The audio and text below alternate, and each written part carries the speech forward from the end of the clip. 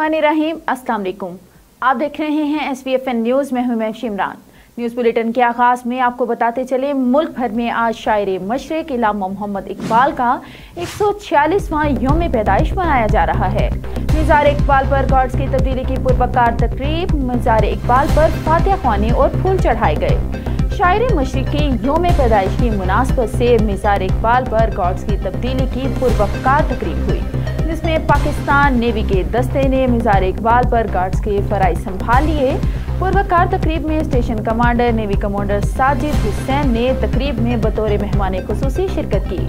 Station commander पाक navy Lahore commander Sajid Hussain ने मेहमानों की किताब में तासुरात भी कलमबंद किए।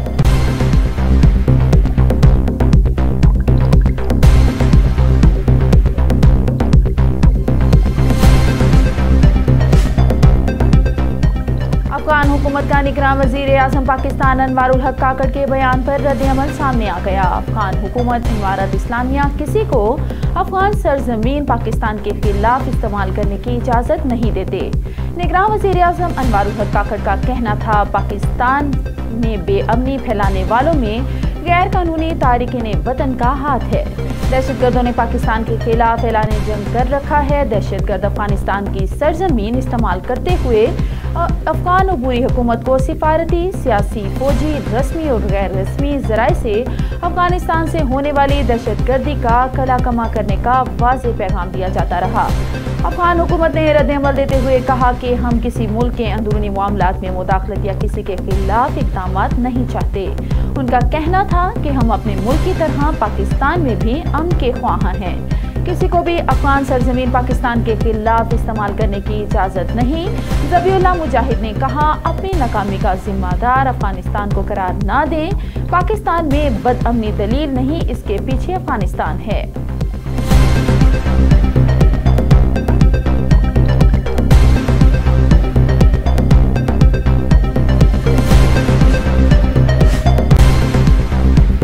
पाकिस्तान ने 252 अरब रुपए मालियत के IPPs नीलामी में फरोख्त कर दिए। स्टेट बैंक के मुताबिक हुकूमत ने 3 साल के 139 अरब रुपए मालियत के IPPs फरोख्त किए हैं। हुकूमत ने 252 अरब मालियत के IPPs नीलामी में फरोख्त किए हैं, जिनमें 3, 5 और 10 साल के पेपर्स की फरोख्त शामिल है।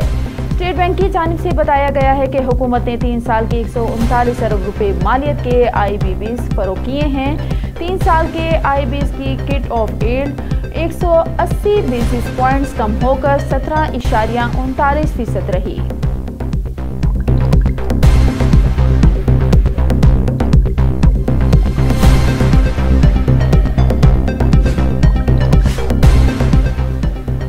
वज़ीर खजाना ने IMF से स्टैंड बाय एग्रीमेंट प्रोग्राम का टाइम फ्रेम बढ़ाने या इसका हजम बढ़ाने की दरख्वास्त के इम्कान को मुस्तरद कर दिया। उन्होंने कहा कि वो जायजे की कार्रवाई कामयाबी से मुकम्मल होने के बाद बैरूनी फाइनेंसिंग गैप को भरने का मशवरा देंगे। पाकिस्तान और IMF के माबैन $3 अरब के SBA प्रोग्राम के तहत स्टाफ लेवल मुज़ाकरात 2 नवंबर से जारी हैं। पाकिस्तान और IMF के माबैन स्टाफ लेवल मुज़ाकरात 15 नवंबर तक मुकम्मल होंगे। माहिरीन का कहना है कि अगर आलमी सतह पर सूद की शरह बिलखसूस अमेरिका में कम होती है और आलमी मंडी में तेल की कीमतें कम होती हैं, तो इसे हुकूमत को सुख का सांस लेने का मौका मिल सकता है, वरना बैरूनी फाइनेंसिंग का दबाव एक संगीन खतरा बन सकता है।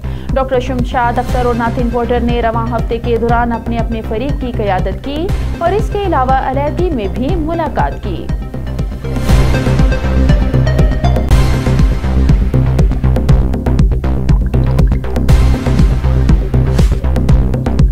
मलेशिया के वज़ीर आज़म अनवर इब्राहीम ने हमास की हिमायत जारी रखने का ऐलान कर दिया। पार्लियामेंट हाउस से खिताब में वज़ीर आज़म अनवर इब्राहीम ने कहा, मलेशिया मुत्तफ़िका तौर पर फ़लस्तीन कॉज की हिमायत जारी रखेगा। हिज़्ब इख्तिलाफ के रुकन असम्बली के सवाल का जवाब देते हुए अनवर इब्राहीम ने कहा कि हम कोई भी धमकी कबूल नहीं करेंगे। उनका कहना था कि ये एक अमेरिका का यकतरफा इक़दाम होगा जिसकी कोई हैसियत नहीं, क्योंकि बतौर रुकन हम सिर्फ अक़वाम मुत्तहिदा की सलामती कौंसिल के फैसलों की पासदारी करने के पाबंद हैं।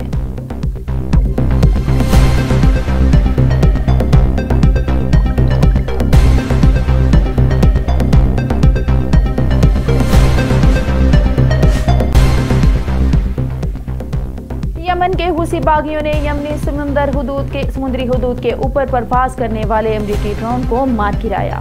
अमेरिका ने ड्रोन तबाह किए जाने की तस्दीक कर दी। हुसी बागियों का कहना था कि हमारे एयर डिफेंस ने यमन की समुद्री हदूद में इसराइल की मदद के लिए परवाज करने वाले अमेरिकी ड्रोन को तबाह कर दिया है।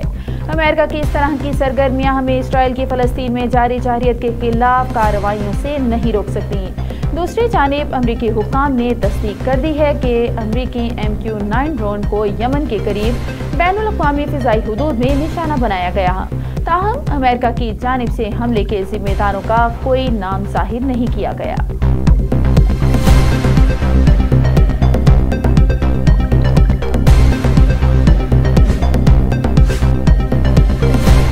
बरतानवी रुकन पार्लियामेंट नाशा पार्लियामेंट में गजा के बच्चों की हालत ज़ार बयान करते हुए आपटीदा हो गए। पार्लियामेंट के इजलास में खिताब करते हुए कहा कि अक़वाम मुत्तहिदा के सेक्रेटरी जनरल ने गजा को बच्चों का कब्रिस्तान करार दे दिया है। बरतानिया कब खून रेजी बंद कराने के लिए कोशिशों का आगाज करेगा। नाज शाह का कहना था कि एक वीडियो में मलबे से निकाली गई बच्ची अपने अंकल से पूछ रही थी क्या वो मर गई है, इसे कब्रिस्तान ले जाया जा रहा है।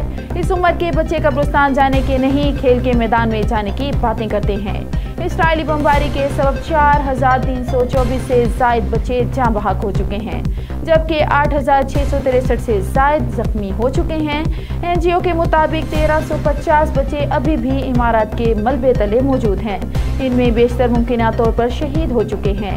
एक तखमीने के मुताबिक इसराइली जारहियत के बायस रोजाना 100 से जायद फ़लस्तीनी बच्चे शहीद हो रहे हैं।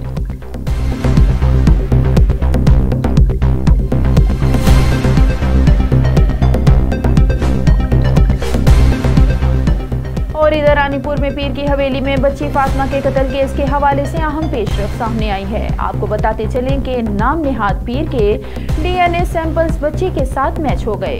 पीर के DNA सैंपल पीर से मुताल्लुकात की बुनियाद पर तबाह कर दिए गए थे।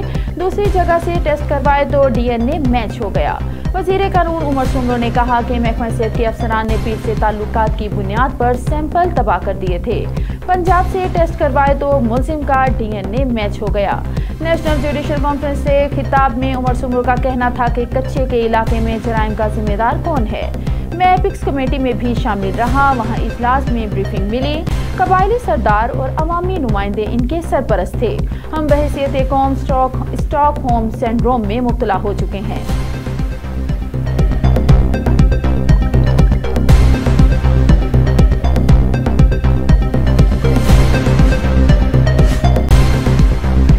चौधरी का कहना है कि नवाज शरीफ से कहें कि 50 साल बाद ऐसा इलेक्शन ना जीतें, इस तरह जीत भी गए तो कौन मानेगा।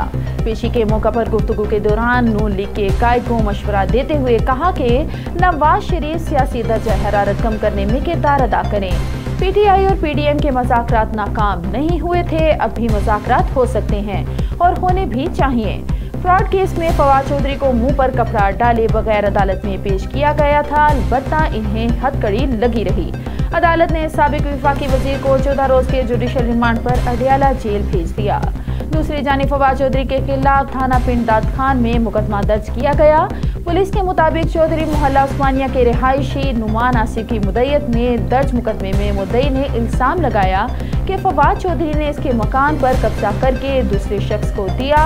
पुलिस के मुताबिक मुकदमे में डकैती, कत्ल की धमकियां देने समेत मुख्तलिफ दफात शामिल की गई हैं। फवाद चौधरी के खिलाफ मुकदमा 7 नवंबर 2023 को दर्ज किया गया, जबकि मकान पर कब्जे का वाकया 30 नवंबर 2020 को पेश आया था।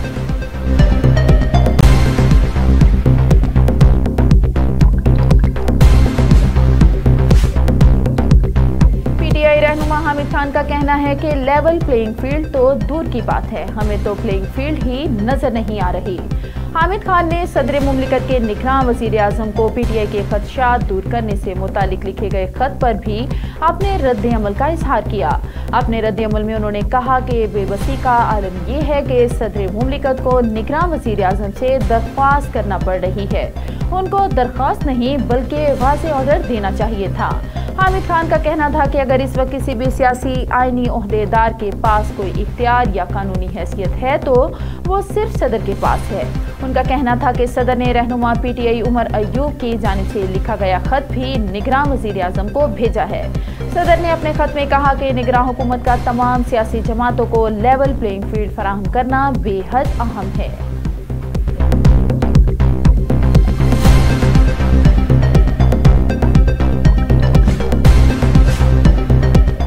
और इधर पीटीआई की कानूनी टीम ने chief election commissioner Sikandar Sultan Raja से मुलाकात करके पार्टी का चार्टर ऑफ डिमांड पेश कर दिया।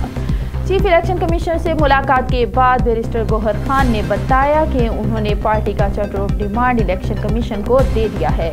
उन्होंने बताया कि 45 मिनट तक जारी रहने वाली मुलाकात में चीफ इलेक्शन कमिश्नर का कहना था कि कोई चेयरमैन माइनस नहीं होगा, जो चेयरमैन पीटीआई हैं वही रहेंगे। कमीशन का ये भी कहना था कि बल्ले का निशान पीटीआई का ही होगा। चार्टर ऑफ डिमांड में इलेक्शन कमीशन से इंट्रा पार्टी इलेक्शन में बेज़ाब्तियों से मुतालिक 23 सितंबर को महफूज किया गया फैसला जारी करने का मुतालबा भी किया गया। इलेक्शन कमीशन से दरख्वास्त की है कि एक नोटिफिकेशन के जरिए पीटीआई को फ्री एंड फेयर इलेक्शन मुहिम की इजाज़त दी जाए। उनका कहना था इलेक्शन कमीशन की आईनी जिम्मेदारी है कि लेवल प्लेइंग फील्ड के लिए किरदार अदा करे। उम्मीद है कि इलेक्शन कमीशन अपना किरदार अदा करेगा।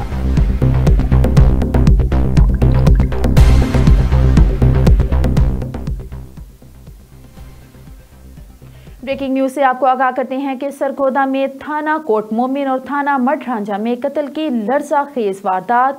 आइस के नशे के आदी नौजवान अहमद शेर ने अपने ही खानदान के 4 अफराद को कत्ल कर दिया था।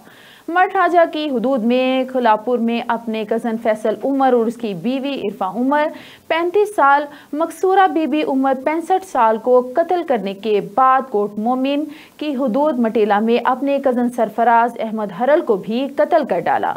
थाना मडरांझा की हुदूद घलापुर में कत्ल होने वालों को आरएससी मडरांझा और थाना कोट मोमिन की हुदूद मटेला में कत्ल होने वाले को टीएचक्यू अस्पताल कोट मोमिन मुंतकिल कर दिया गया।